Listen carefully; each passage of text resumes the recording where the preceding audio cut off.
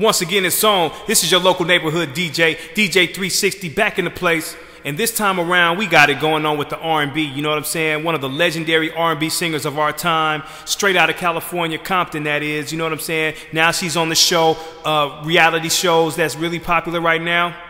R&B Divas LA. That's right, we talking about no other than the one and only Michel'le. She's in the house, you know what I mean? And right about now, we're going to go into one of her classic songs called No More Lies that featured Dr. Dre and the NWA posse in the video doing some cameos back in the days. And when we come back, we're going to be speaking to Michel'le. Hey, this is Michel'le, and I'm on the air with DJ 360. Hello, hello. What's your only girl? Girl, I think about. You're the only girl for me. Girl, I think about. You're special. Know I love you. Know I love you. You say you love me, and I think that is true. But every night my girlfriend tells me I should want you. Now I say I trust you, but I want you to know. I'm not a sucker. Chill out. Your nose is growing, Pinocchio. So now I'm leaving, and you know I try. All right, baby, no more lies.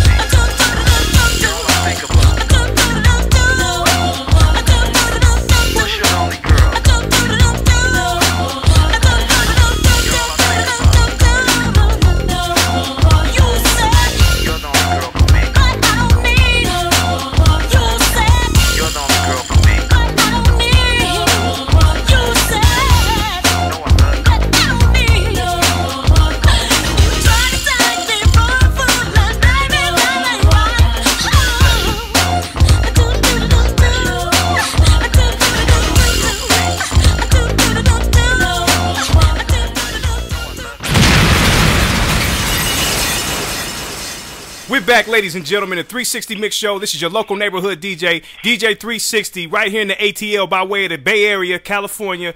On the line right now, we have not only a reality TV star with R&B Divas LA, but we have a soulful songstress who's been putting it down in the game for years and years and years, and is a legend, has one of the most unique voices, whether she's singing or speaking.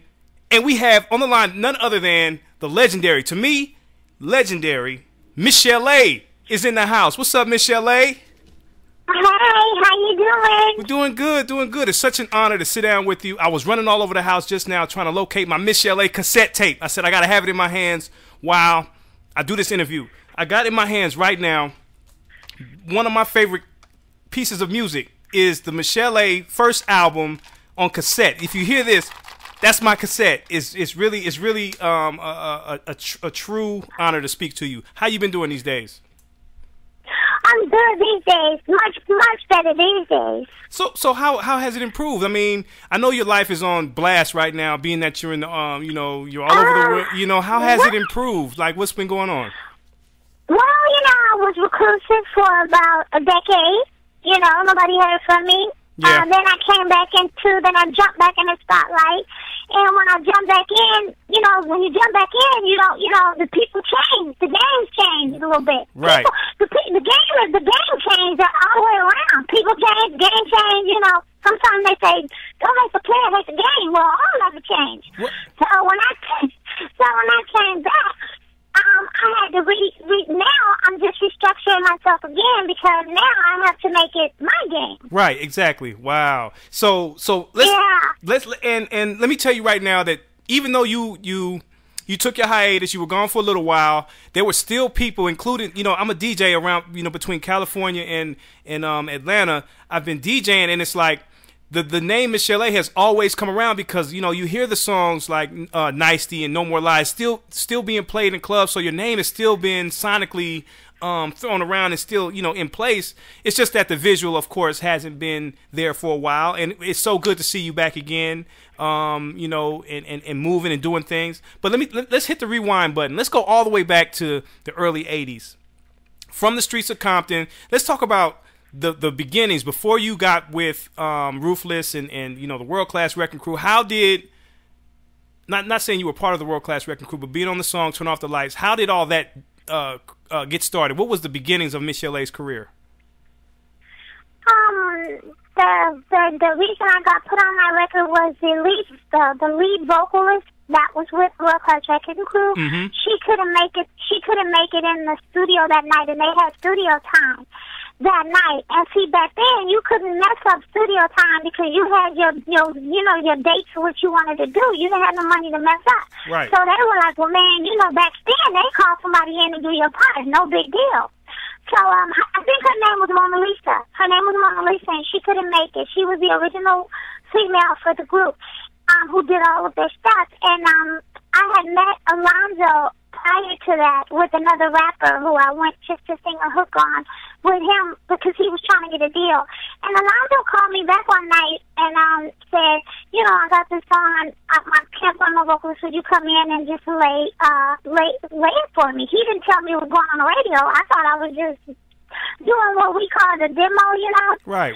And so I get to the studio, and I had seen Dre and them prior, said hello to them once at Lonzo's house because he had a studio in the back, but I had never had conversation with them.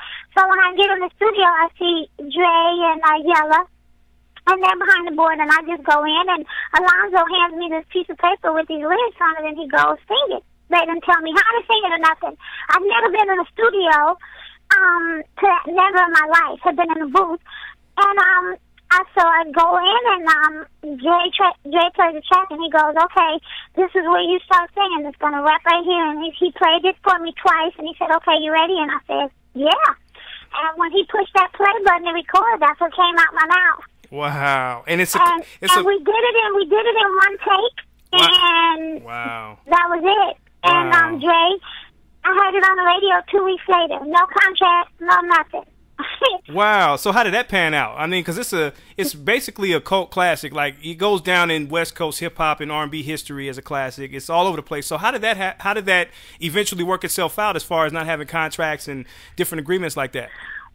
Well, back then it was a lot different, you know, because he could have, which is what he probably would have said, was she came in and demoed the song, and since he owned the rights to the masters and everything, it would have cost me more to try to fight him on something that we didn't know was going to blow up. That was their biggest record. Right. You know, they had done many albums, but when I got on that song, I put them on the map. They were a big local group, but when I did Turn Off the Lights, it went around the world. So I kind of felt like it was even, to me, it didn't bother me to not be compensated because to me, it was the best thing that could have happened to me. So I got to meet Dre, and I got to get on the radio and start my career. So I did. It was, it was a few $1,000s he was going to give me meant nothing. So that it kind of balanced itself out, and it kind of jump started who we see and know today as Michel'le. It did. It jump started it. Yeah, you wouldn't have even had I not gone. Had I said no, I'm not going to go do it. Thank God I got up and went in the studio late at night and got up and caught 3 buses to go to work the next morning. So. Wow, that's great. Hey, you know what? Let me tell you right now. I've always listened to your first album back and forth, and a lot of people like, Something in My Heart. A lot of people like Nicety. A lot of people like No More Lies. But can you guess one of my favorite songs on the B-side? It's probably one of somebody else's favorite songs too, but I love this song. Any of them would probably have to be close to me. You got it. And the way that you ad-libbed at the end of the song, and then the bass line drops out of the beat, and it's like sonically it just does something to your spirit. That's a great song. So I just appreciate the work and effort that you put in over the years. Now let me ask you this though. 1989. I'm kind of fast forwarding a little bit because I'm gonna get back to the Suge Knight and the Dr. Dre stuff in a second. But Michel'le, 1990, the album. Then 1998, Hung Jury. What was the I won't say non-productiveness, but as far as not having a consistent albums between for that close to 10 years, what was Michel'le doing between 89 and 98 to where we didn't have any product from Michel'le? Actually, what was going on between there was I was young and enjoying life, and although I was still trying to put records out and everything, I waited on Dre for a while. Dre was busy. Rap was, his baby. So to have to do R&B, he just was impatient with, having to want to do it. And so I would keep writing and going to him with Dre, I got this and got this and got that. And he would go, okay. But, and then life got in the way because we were a couple, we had money, we were young. Yeah. So a lot of things got in the way. Your focus goes somewhere else. Trust me, when you have money to just get on a plane and go wherever you want to, sometimes you get distracted. So I gotta say a lot of that happened. I think we just lived like I got pregnant, and my son came, and that took years off too because now I was a mother. Yeah. So I think a lot of things happened, but that compelled that long hiatus in between. Then, of course, Suge Knight went to jail. So then I was stuck on death row with just trying to figure out what. So when we got to Hung Jury, I was at I don't know what's a good word to use. I was stagnated and not. I knew what I wanted to put out, but Death Row didn't want that kind of record. So they took a lot of songs off of Hung Jury that I liked, that I wanted to get across. So I just put a lot of ballads and stuff. I was really in a bad place when I did that record. And if you listen to all the lyrics, they're very, I was emotional basket case. Yeah. And I mean, it's no secret that you had an attempt on your own life and things of that nature. I mean, talk about that. I mean, did that happen around that time with the suicide attempt where you no, that was a year ago. Oh, most recently, yeah. Okay. Yeah, that was extremely recent, and I'm still going through, I'm just starting to not put a Band-Aid on that and actually figure out what makes people do that. You know what I mean? Not that I'm never going to attempt it again because it's complete stupidity. Right. But the ideal is that I think people should try and figure out why, and not so much as try and just go to get medicated. And you got to figure out, you got to get to the source. And that way, if you teach yourself how to fish, you're gonna always eat. Right. If you don't, if you keep buying a fish out of the store, you're gonna get broke. Yeah. So I'm thinking, I kind of, figured that out. That was the easy part. But you know what? All of it comes from repression. I had the repressing feeling, you know what I mean? And then one day, I tell people, please don't repress feelings because it's going to catch you Well, and that's all it is. Well, is it safe to say that R&B Divas LA is, it kind of saved your life in a sense because you're able to get on and you know, hang out with the girls and be more active and you know, let your feelings out. And because it's reality, you know, you can kind of speak about certain things and get those feelings out, so you don't have to repress any feelings and get into that bad space again. That's exactly what reality TV did to me. You know, reality TV did it put the window in front of my house, but the blind, there was no blinds for me to close. That's probably why you guys get to see this season, what really happened for me. Because what happened was I threw my life out there. I threw, you know, everything. I've been gone, reclusive. I've been, you know, I didn't do interviews. I didn't do, you guys hadn't seen nothing.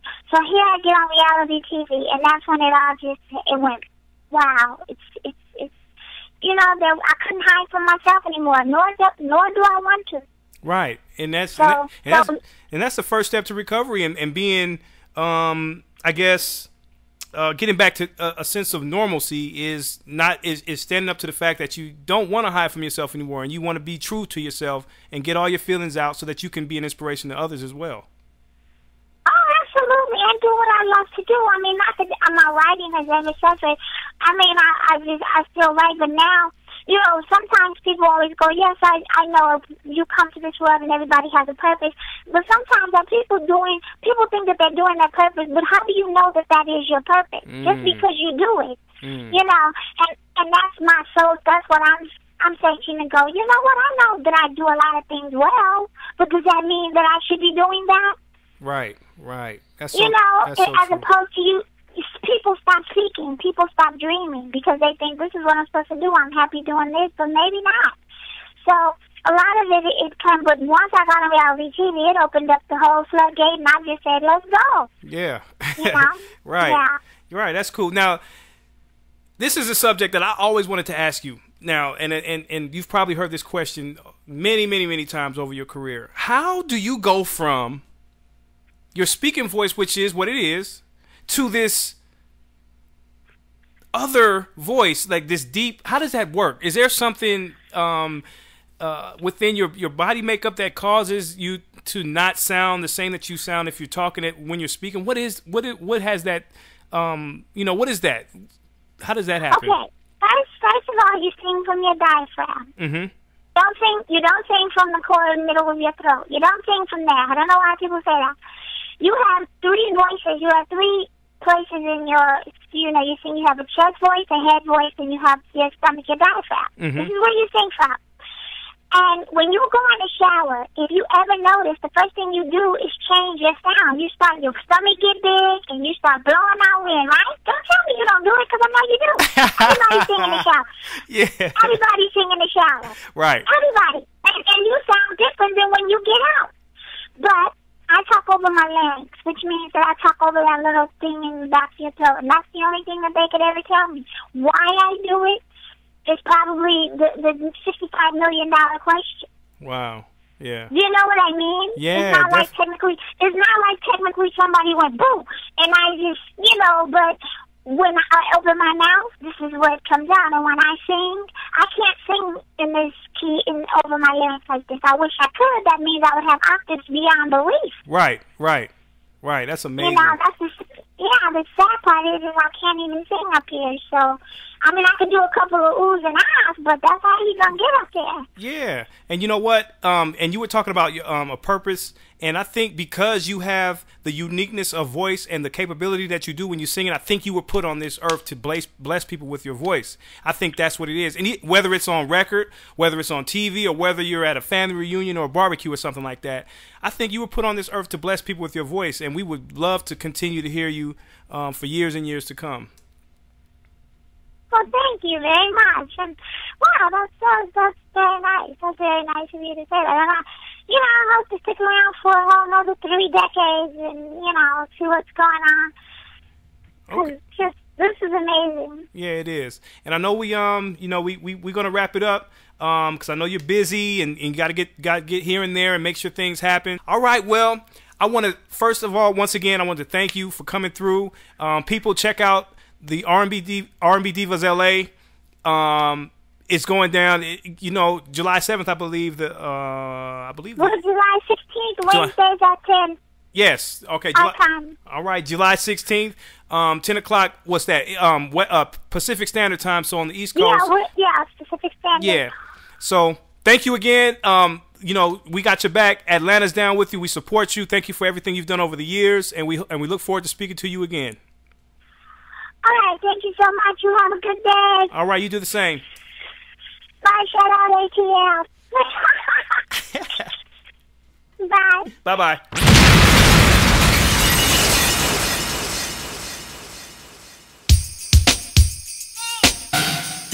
Nasty. Hey,